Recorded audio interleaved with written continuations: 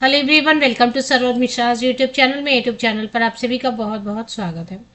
अगर आप स्नातक की डिग्री रखते हैं, ग्रेजुएट हैं, ग्रेजुएशन किया है किसी भी सब्जेक्ट से, तो काफ़ी अच्छी अपॉर्चुनिटी आई हुई है। टोटल 7,150 7,150 जो है ना टोटल पोस्ट्स हैं।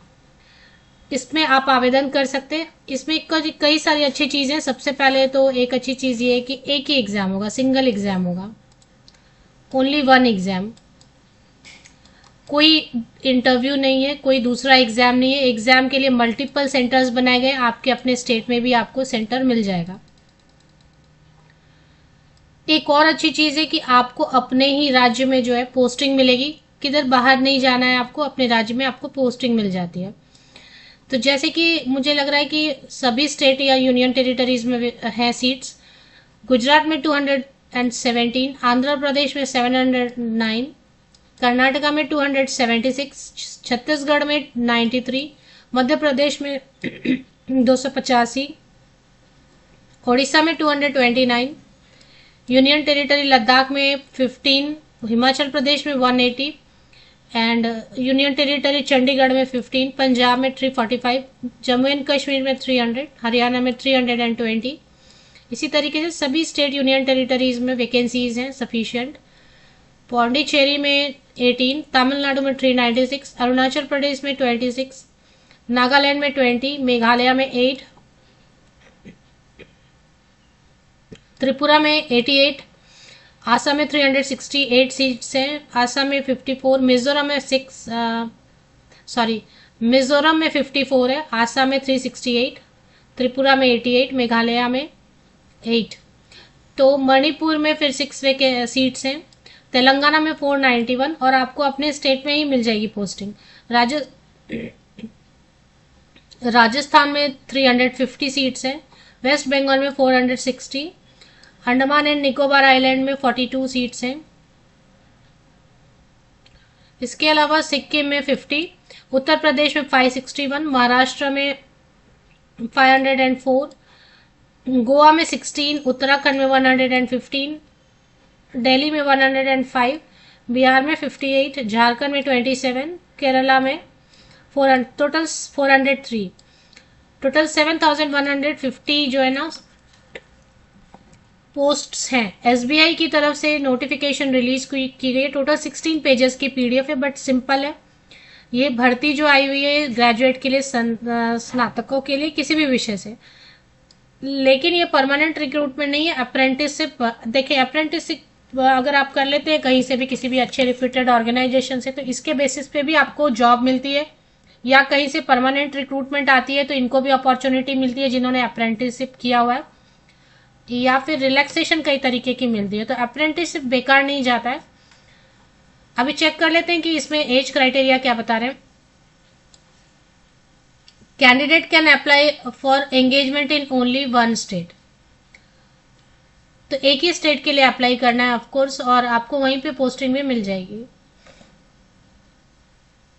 इसमें लोकल लैंग्वेज जो लिखा हुआ है, ये आप 10th या 12th में अगर प्रोड्यूस करते हैं एक सर्टिफिकेट की, 10th या 12th में जो, जैसे कि गुजरात में गुजराती लैंग्वेज लिखा है, कर्नाटका में कन्नड़ लिखा है, आंध्र प्रदेश में तेलुगु या उर्दू, तो इसमें जो भी सब्जेक्ट स्टेट या यूनियन टेरिटरी के सामने लिखे हुए हैं, वो लैंग्वेज आपने या तो 10th या 12th में पढ़ा है, आप सर्टिफिकेट एक प्रोड्यूस कर सकते हैं कि 10वीं या 12वीं के सर्टिफिकेट में ये लैंग्वेज आपने पढ़ाई की हुई है, फिर तो ठीक है। अगर आपने ये लैंग्वेज पढ़ाई नहीं की है तो एक लोकल लैंग्वेज टेस्ट आपको देना होगा, अदरवाइज सिंगल टेस्ट है। अब इसमें देखिए डिस्ट्रिक्ट वाइज भी ट्रेनिंग सीट्स बताए गए हैं कि कहाँ पे कितने ट्रेनिंग सीट्स हैं। तो काफी क्लैरिटी है इसमें, आपको पूरी चीज समझ में आ रही है तो क्लियर रहता है, तो अच्छा रहता है एप्लीकेशन के पहले। मिनिमम जो 20 होना चाहिए, मैक्सिमम 28 ईयर्स होना चाहिए। अगर एज की कैलकुलेशन में बॉर्डर लाइन पे या आपको प्रॉब्लम हो रहा है, या बॉर्डर लाइन पे एज आ रहा है, समझ में नहीं आ रहा है, तो रेफरेंस के लिए इन्होंने 2 डेट दिए हुए हैं। 1 अप्रैल 2006 से लेके 2 अप्रैल 1998।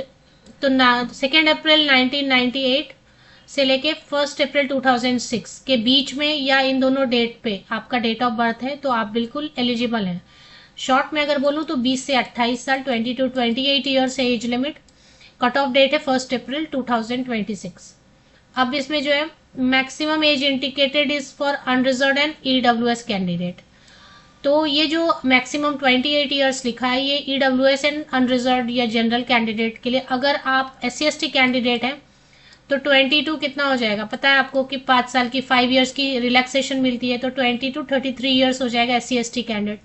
OBC कैंडिडेट के लिए 22, अगर सभी OBC कैंडिडेट को देंगे या OBC नॉन क्रीमी कैंडिडेट को देंगे रिलैक्सेशन 3 ईयर्स की तो 22 31, एंड PWD कैंडिडेट के लिए 10 ईयर्स की रिलैक्सेशन होती है तो 22 38 ईयर्स जो है ना एज में रिलैक्सेशन कम से कम PWD कैंडिडेट सभी अप्लाई कर सकते हैं, PWD कैंडिडेट भी अप्लाई कर सकते हैं।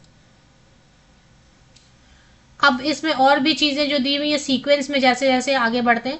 एसेंशियल क्वालिफिकेशन इन्होंने पेज नंबर 7 ग्रेजुएशन देखिए, अभी यहाँ पे परसेंटेज का प्रॉब्लम नहीं है, कोई सर्टिफिकेट नहीं मांग रहे, कोई एक्सपीरियंस सर्टिफिकेट नहीं, कंप्यूटर की सर्टिफिकेट, टाइपिंग की सर्टिफिकेट कुछ भी नहीं चाहिए, परसेंटेज का भी प्रॉब्लम नहीं है, सब्जेक्ट का भी इशू नहीं है, कोई भी सब्जेक्ट हो जिससे आपने ग्रेजुएशन कर लिया है तो काफी है।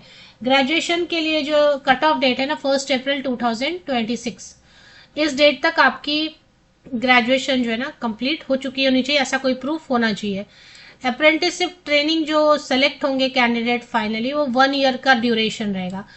अप्रेंटिसशिप के दौरान आपको जो पेमेंट होगी स्टाइपेंड बोलते हैं जिसको, सैलरी तो बोलेंगे तो 15,000 15,000 रुपए पर मंथ आपको पेमेंट होगी, 15,000 रुपीज। इसके अलावा कुछ भी कोई भी रिलैक्सेशन मतलब आई एम सॉरी कोई भी एक्स्ट्रा पेमेंट अलावेंस या घर या कुछ भी नहीं, 15,000 फिक्स अमाउंट आपको मिलेगा। लेकिन अप्रेंटिसशिप करने के बाद आपको फ्यूचर में उसका फायदा मिलता है, तो इसके लिए जो करना चाहते हैं वो कर सकते हैं। ये देखें, weightage relaxation to apprentices in recruitment of junior associate shall be given. देख रहे हैं कि रिलैक्सेशन मिलेगा या वेटेज मिलेगा जब रिक्रूटमेंट आती है ना, जूनियर एसोसिएट की रिक्रूटमेंट आती है वहां पे आपको वेटेज मिलेगा अगर आपने सक्सेसफुली कंप्लीट कर लिया अप्रेंटिसशिप। 1 ईयर का पूरा ड्यूरेशन रहेगा। इसमें एक एग्जाम होगा और एक लोकल टेस्ट, लोकल लैंग्वेज का टेस्ट होगा। लोकल लैंग्वेज सिर्फ उनके लिए होगा जिनके पास 10th या 12th में सर्टिफिकेट नहीं है, कि सर्टिफिकेट पे प्रूफ नहीं है कि आपने वो लोकल लैंग्वेज जो इंडिकेट किया टेबल में स्टेट के आगे वो आपने नहीं पढ़ा है 10th या 12th में, कोई प्रूफ नहीं है तो लेंगे एक टेस्ट। जो ऑनलाइन टेस्ट होगा वो ऑब्जेक्टिव टाइप होगा, मल्टीपल चॉइस क्वेश्चन जिसमें general financial awareness, normal financial पूछेंगे। अब GDP नहीं आता है आपको या शेयर मार्केट के बारे में नहीं जानते, म्यूचुअल फंड नहीं जानते, फिक्स डिपॉजिट FD नहीं जानते, तो ये सारी चीजें जो नॉर्मली आनी चाहिए। General English, quantitative aptitude, reasoning ability and computer aptitude, ये सब है। 100 क्वेश्चन 100 मार्क्स, एंड सबके लिए सेक्शन वाइज टाइम दिया रहेगा। जैसे कि जनरल अवेयरनेस का टाइम अप हो गया तो उसके क्वेश्चन दिखने बंद हो जाएंगे, फिर जनरल इंग्लिश के क्वेश्चंस आपको दिखेंगे। एग्जाम आप बहुत सारे लैंग्वेजेस में दे सकते हैं, सिर्फ इंग्लिश जो है वो इंग्लिश में होगा ऑफकोर्स। बाकी देखें, अंडमान एंड निकोबार के लिए मीडियम ऑफ एग्जाम इंग्लिश में भी दे सकते हैं, हिंदी में। तो 2 लैंग्वेज तो बिल्कुल फिक्स है, हिंदी एंड इंग्लिश। इसके अलावा भी बहुत सारा ऑप्शन दे रहे हैं क्वेश्चन रीड करने के लिए एंड आंसर करने के लिए। जैसे कि आंध्र प्रदेश में, फॉर एग्जाम्पल आंध्र प्रदेश में अगर आप अप्लाई कर रहे हैं तो इंग्लिश में भी क्वेश्चंस पढ़ के आंसर कर सकते हैं, हिंदी में भी पढ़ के आंसर कर सकते हैं, तेलुगु में भी क्वेश्चंस पढ़ के आंसर कर सकते हैं, एंड उर्दू में भी पढ़ के क्वेश्चंस आंसर किए जा सकते हैं। तो कई सारे जो है ना एग्जाम आंसर करने के लिए कई सारे आपको मीडियम मिलेंगे। हिंदी एंड इंग्लिश तो फिक्स है, वो तो रहेंगे ही, लेकिन हिंदी और इंग्लिश से भी जो कंफर्टेबल नहीं है तो वेस्ट बंगाल में जैसे बंगाली बहुत लोग बोलते हैं तो बंगाली में भी आप क्वेश्चंस को रीड कर सकते हैं एंड आंसर कर सकते हैं। 1/4 जो है ना निगेटिव मार्किंग रहेगी, मतलब कि 4 रॉन्ग आंसर आप करेंगे तो -1 आपका हो जाएगा, 1 मार्क जो है ना डिडक्ट हो जाएगा। इसी के बेसिस पे अभी इसमें all over India exam centres बनाए गए और एग्जाम टेंटेटिवली जुलाई 2026 में रखा जाएगा। तो नॉर्मली जो SSC वगैरह की नॉर्मल कोई भी कंपटीशन की तैयारी कर रहे हैं, बैंक PO की वगैरह, जो लोकल लैंग्वेज है वो क्वालिफाइंग रहता है एग्जाम। मेडिकल एग्जामिनेशन वो एक फॉर्मेलिटी रहती है बेसिक। और फीस की पेमेंट, फीस SC/ST PWD के लिए 0 फीस है, नो फी है, एंड बाकी जनरल OBC EWS कैंडिडेट के लिए 300। फीस नॉन रिफंडेबल रहेगा, वो कभी भी आपको रिफंड नहीं होगा। जनरल इंस्ट्रक्शंस पढ़ना चाहते तो पढ़ सकते हैं। इसकी जो एप्लीकेशन प्रोसेस है कब से कब तक है वो चेक कर लेते हैं। एप्लीकेशन प्रोसेस ऑलरेडी स्टार्ट हो चुकी है, एंड कब तक चलेगी वो एसबीआई की ऑफिशियल वेबसाइट पर ही चलते हैं। लास्ट डेट टू अप्लाई 8 जून 2026 है।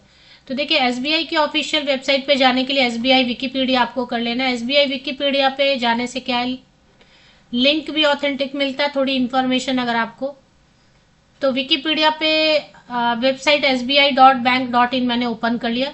अब इसमें मैंने करियर सेक्शन लोकेट कर लिया। कहीं पे करियर सेक्शन सबसे टॉप में करियर सेक्शन है।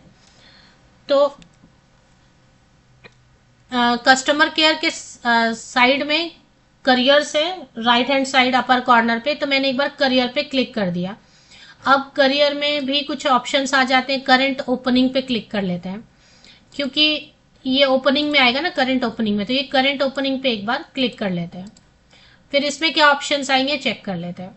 तो करंट ओपनिंग में जैसे ही आप आते हैं तो ये देखें, engagement of apprentice under the apprentice, इस पर एक बार क्लिक करते हैं।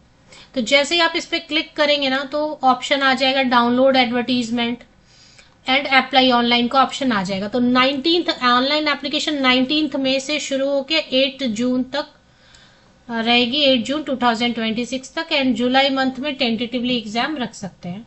परमानेंट नौकरी नहीं है, अप्रेंटिस भर्ती है, ये क्लियर होना चाहिए। और एक और चीज है कि अप्रेंटिस जब आप यहाँ से सक्सेसफुली कंप्लीट कर लेते हैं तो यहीं पर एसबीआई में जूनियर एसोसिएट की पोस्ट आती है, उसमें आपको काफी बेनिफिट मिलेगा। या और भी कई जगह अपॉर्चुनिटी आपको मिलती है, इसके बेसिस पे रिलैक्सेशन मिलती है, वेटेज मिलता है जब परमानेंट नौकरी आती है तो।